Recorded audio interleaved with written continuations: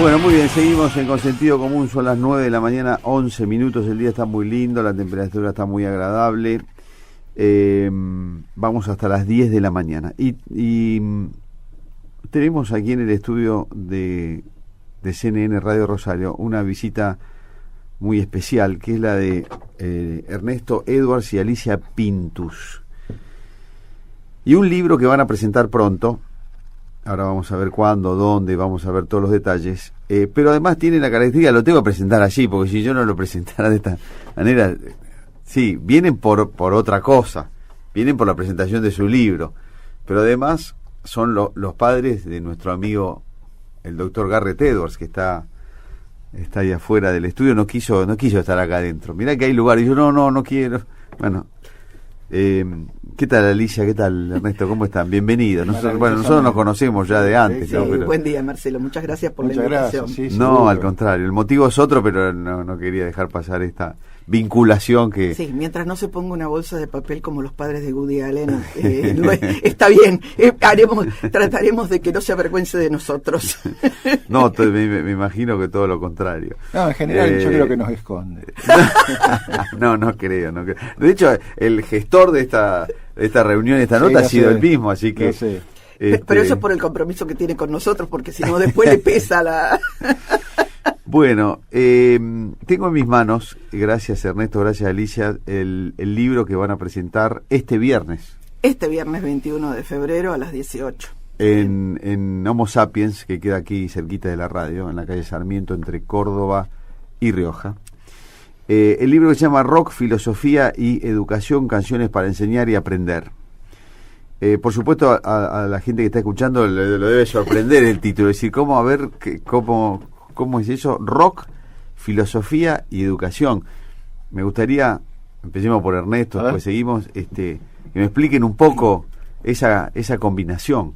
Bueno, esto empezó hace mucho tiempo, Marcelo, cuando descubrimos que en algunas letras de rock, cuando digo mucho tiempo estoy hablando de más de 30 años, 35, 40 años, en algunas letras, en algunos autores había una dimensión especial que superaba la mera inmanencia y podrían llegar a parangonarse o equipararse con los, como yo le digo, filósofos diplomados, ¿no? Estos eran filósofos espontáneos, pensadores que por ahí se aproximaban a lo que uno había conocido teóricamente.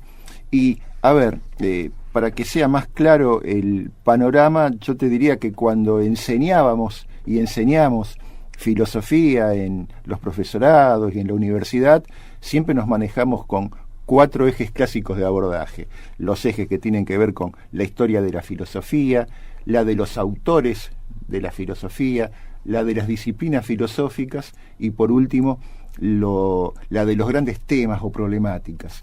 En el rock sucede lo mismo. Hay una historia del rock que comienza hace exactamente 70 años ya, porque esto arrancó comercialmente por lo menos en 1954. Tiene una variada gama de autores destacados que tienen un nivel que supera al resto, como Bob Dylan, que es un premio Nobel, el premio Nobel del rock, John Lennon, Jim Morrison, Axl Rose y varios más.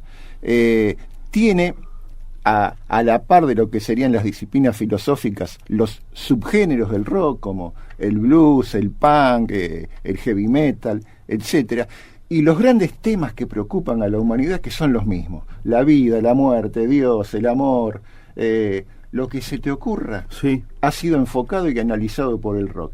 Y a esto le agregamos nosotros lo que se llaman objetos culturales, que era algo de lo que ya venían ocupándose filósofos como Humberto Eco con el cómic, Stanley Cavell con el cine, John Passmore con la ecología, Jacques Derrida con la televisión en Francia. Los objetos culturales son aquellas producciones intelectuales que tienen cierta resonancia social, que son de naturaleza simbólica, que ocupan un tiempo y un espacio, que pueden recuperarse o accionarse a gusto o a voluntad del usuario, y fundamentalmente que son pasibles de una lectura, que puede ser histórica, literaria, sociológica, antropológica y también filosófica. Y en ese plano arranca y empieza lo de la filosofía a través del rock. Les digo que tanto Ernesto como Alicia son filósofos. Ernesto es periodista además, Alicia es educadora.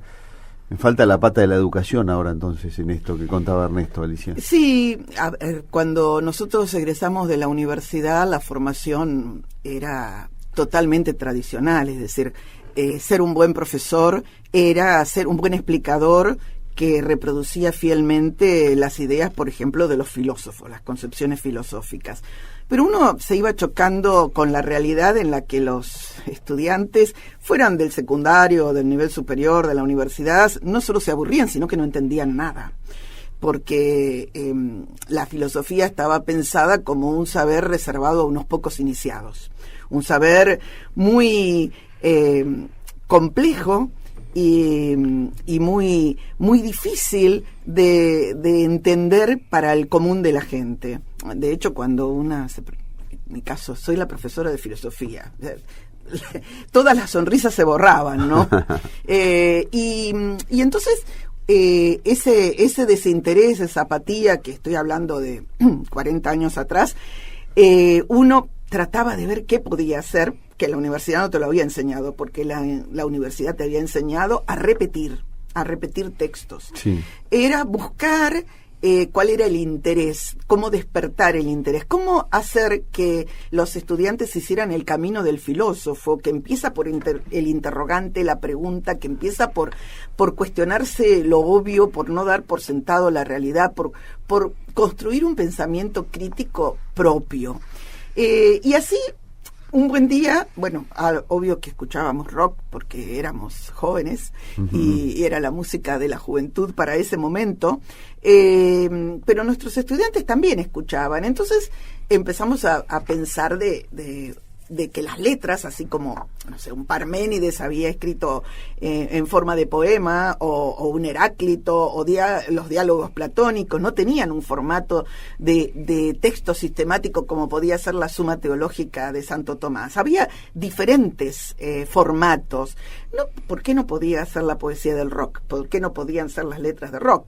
Y bueno, y así comenzamos a ensayar con nuestros estudiantes, vinculando los temas con la filosofía. A nosotros nos costó, trabajábamos, era en un centro educativo, que, bueno, hace muchos años atrás, los padres se fueron y se quejaron al ministerio. ¿En serio me decís? Sí, absolutamente. Sí. Absolutamente. Se fueron, y yo era la directora, Ernesto era profesor allí, pero yo también lo usaba en psicología y demás, pues lo había usado antes Pink Floyd para dar cosas de psicología, de filosofía, de Gaulle, la película. Y sí, vino el supervisor. Pero era muy disruptivo, sí, me imagino. Completamente, una transgresión, casi una provocación. El supervisor teníamos buena relación, así que lo comentó en términos muy amables de qué es lo que están haciendo, que he tenido algunas quejas de algunos padres que escuchan rock en el aula. Y sí, escuchamos rock porque hay filosofía en el rock. Bueno, Ernesto tuvo que encargarse de demostrar que había filosofía en el rock. Claro. Primero, bueno, eso para atraer la atención de los alumnos, pero le tuvieron que explicar a las autoridades también, entonces. Bueno, a mí lo que me pasó, yo era también muy joven, a los 30 años, director de un profesorado oficial de acá de Santa Fe. Y en la primera ceremonia de graduación con mis alumnos, año 1990, yo decidí que era momento de que la versión que se escuchara del himno nacional fuese la de Charly García, porque yo interpretaba que en esa grabación de García había un mensaje, como queriendo decir, bueno, hemos recuperado la democracia y es momento de que recobre el sentido originario nuestro himno nacional. Las autoridades del ministerio de ese entonces que estaban presentes se horrorizaron, Marcelo. Dijeron, ¿cómo haces eso? Es una falta de respeto. Lo que corresponde es el himno con su clave marcial. Además, esa versión no se puede cantar, no nos identifica. Y bueno, eran otros tiempos, creo. Sí, ¿no? sí, evidentemente, han cambiado ahora. ¿Cómo tienen estructurado el libro, Alicia? El libro está estructurado en 6 capítulos, de los cuales hay una definición de por qué podemos hablar de que hay filosofía en el rock. Luego hay un capítulo dedicado a recomendaciones prácticas de cómo se puede utilizar, y allí fundamentalmente trabajamos con una dinámica que es específica de la filosofía para niños y adolescentes, que se llama Comunidad de Indagación, que tiene mucho que ver con la dinámica de los cafés filosóficos y demás, es decir, un campo de la filosofía práctica para acercar más lo que ocurre dentro del aula a la vida y un poco más democrático la circulación del conocimiento, que a pesar de los años y de lo que hemos avanzado, todavía seguimos bastante lejos a veces en las aulas, todavía seguimos bastante tradicionales y tenemos los resultados que tenemos, ¿no? Sí, claro, sí. Luego hay toda una parte de rock, en donde hay una definición del rock como objeto cultural, una sistematización de los grandes temas, autores a través del tiempo, geográficamente. Bueno, esa parte el especialista es fundamentalmente Ernesto, y después tenemos un capítulo bien de esta época, como correspondía, de rock y feminismo. Claro, iba a detenerme en Qué raro, ¿no? eso, sí. Y ahí estuve yo. Ahí estuviste vos, ahí está tu pluma. Ahí está mi ¿Por qué rock, sí. filosofía y feminismo como un capítulo específico? Porque el patriarcado, como diría el movimiento feminista, se verifica en distintos ámbitos. Y el rock, a pesar de ser una música supuestamente libertaria y que promueve justamente de los grandes existenciarios, uno de los más importantes, sin lugar a dudas, bueno, a ver si Ernesto me discute, pero es la libertad. Sería interesante presenciar una discusión acá. No, te puedo asegurar que no. Sería muy desagradable, ¿no? Es la libertad. Las mujeres en el rock han tenido que recorrer un largo camino para ser reconocidas, no como las groupies, las musas o las chicas del coro. Pero ese camino fue recorrido, Alicia, y ya llegaron. Llegaron, pero no todas. No, Bueno, les ha costado no mucho. todas. Más o menos, Marcelo. Bueno, Si te fijas en proporción, siguen siendo una minoría extrema. Puede ser, sí, pero hay grandes, dentro del rock hay mujeres que han tenido éxito tremendo. Sí, claro, sí. Sheryl Crow, Janis Joplin, Nina Hagen. Y vos decís, Ernesto, que eso es por el sistema en el que están envueltas, que no les permite llegar. Totalmente, ¿Sí? totalmente. Hay una resistencia machista y patriarcal que es difícil de explicar y que es una gran contradicción que tiene el rock. Y los temas que ellas tocan, si tomás a Joan Jett, por ejemplo, son temas visiblemente de militancia feminista. Y lo plantean, ¿no? Esto de la mujer objeto y demás. Es decir, estamos hablando a lo mejor de algunas décadas atrás, donde empezaba toda esta discusión. Y después tenemos al final un capítulo que es de aplicación, con grandes temas organizados de distintas maneras, que permiten no solo tomar ejemplos de cómo se podría usar en filosofía, sino en otras áreas de las humanidades, porque hay mucho de historia, de sociología, de antropología, que también pueden servir las letras como motivación, como dispositivo de discusión en el aula. Y tiene otro apartado que yo lo destaco porque me gusta mucho, que es el de algunos de los filósofos más grandes, más importantes, coincidas o no coincidas con ellos, que han ejercido una influencia consciente o a veces inconsciente en los autores, pero me estoy refiriendo a Hegel, a Marx. Los autores de rock. No, sí, en los autores de rock. Exactamente, ¿no? Jean-Paul Sartre, que me pareció interesante, porque si no, parece que la vinculación puede pensarse, bueno, está forzada, está intencionada, pero no. No, está. Vos pensás en Hegel y decís, la dialéctica del amo y el esclavo aparece. Pensás en Marx con el tema de algunos de los postulados del manifiesto comunista y aparece Jean-Paul Sartre con la libertad, con la mirada del otro, etcétera, y están en las letras, en ciertos autores. También hay que aclarar que no pensamos que cualquier tipo que agarra la guitarrita y se canta una canción es un filósofo. Claro, ¿no? claro, son elegidos, no son tantos, y bueno, Sí, sí. La historia lo demuestra así. Y dentro del rock argentino, Sí. del rock porque acá veo que también hay un artículo, el 4 es rock en español. ¿Está lo Sí. mismo? ¿O no? Lo de rock en español yo creo que tiene que ver más con el rock en España. Por ahí el título de ese capítulo... ¿Pero hay algún cantante de rock argentino que ustedes puedan identificar?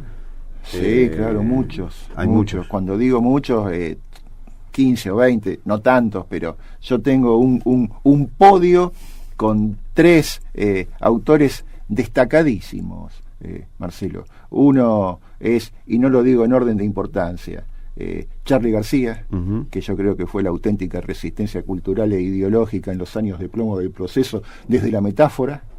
Otro es Luis Alberto Spinetta, yo digo que es el filósofo místico del rock, un iniciado en determinadas ciencias no tradicionales que supo expresar su mensaje desde una lírica muy particular. Y el tercero, que yo digo que es el apóstol del rock, es Ricardo Soulé, el autor de la Biblia según Box Day, y me parece que ellos 3 son los que están arriba de todo y que son inalcanzables e incomparables. Por supuesto que tiene mención especial el iniciador de todo esto, porque el rock nacional se originó en Rosario de la mano de Lito Nebbia y los Wilcat, claro. ¿no? Pero también están Fito, León Gieco, Calamaro, el otro, pero un poquito... Un escalón más abajo. Sí, sí. Bueno, para terminar, digamos, el libro se presenta el viernes en Sí. Homo Sapiens, en la calle Sarmiento. Rock, Filosofía y Educación, Ernesto Edwards y Alicia Pinto, que con quien estamos hablando, canciones para enseñar y aprender. Antes de cerrar, perdón, ¿a qué hora? A las 18. A las 18. A las 18 en Homo Sapiens. Estuvieron participando del Congreso de Filosofía en Roma. Así es. Los dos estuvieron ahí. Cuéntenme, yo ¿de te qué se diría- trata un Congreso de Yo te Filosofía diría los 3, internacional? Marcelo. Los 3. ¿Garrett también? Sí, sí, sí. Muy bien, no me había contado eso. No me dijo nada. Fue una situación ¿Y de lo cómo más fue? atípica, porque los 3 siempre hicimos nuestro propio camino por separado. Es muy raro que nos juntemos en actividades de producción intelectual. Para mí lo de Roma fue un cierre en lo que tiene que ver con el abordaje de esta problemática, porque yo ya había participado del 20º Congreso Internacional de Filosofía en Boston en 1998, disertando justamente ya de manera inaugural en mi vida sobre rock y filosofía. Y esto es 20 y pico de años después en Roma, y vos preguntás cómo es un congreso de filosofía. Convergen de todo el mundo personas de diferentes temáticas. En este caso eran como 90 especialidades diferentes de lo que se te ocurra, porque lo que tiene la filosofía es que vos tenés filosofía de lo que se te ocurra, vos reflexionás sobre lo que te parece y es válido. Y en mi caso, nuevamente sobre el rock y la filosofía. Bueno, fue todo bien, me imagino. Sí, claro, Qué muy bien. Bueno, me alegro mucho. Después me tienen que firmar. Sí, el por libro, supuesto. Sí. Alicia, ¿alguna reflexión sobre lo de Roma? En Roma yo no llevé sobre rock y filosofía, por supuesto, no, llevé sobre género y ética, trabajé sobre la crítica que hace Carol Gilligan al análisis del desarrollo de juicio moral de su maestro, podríamos decir, Colbert, al que le critica los sesgos de género y que no se dio cuenta que siempre en el análisis que hacía veía a los varones como más avanzados y en realidad no estaba considerando que la mirada ética que tenían las mujeres estaba fundada por otros principios diferentes que tenían que ver con la construcción de género y que tenían que ver más con el cuidado que con las reglas, digamos. Así que llevé ese, pero en Alicante había estado sobre rock y sobre feminismo. rock. Sí, Bueno. sí. Bueno, mucha suerte en la presentación y muchas gracias por venir. Bueno, muchas Gracias a vos, Muy Marcelo. amables. Bueno, no se lo pierdan entonces a las 18 el viernes la presentación en Homo Sapiens. Rock, Filosofía y Educación.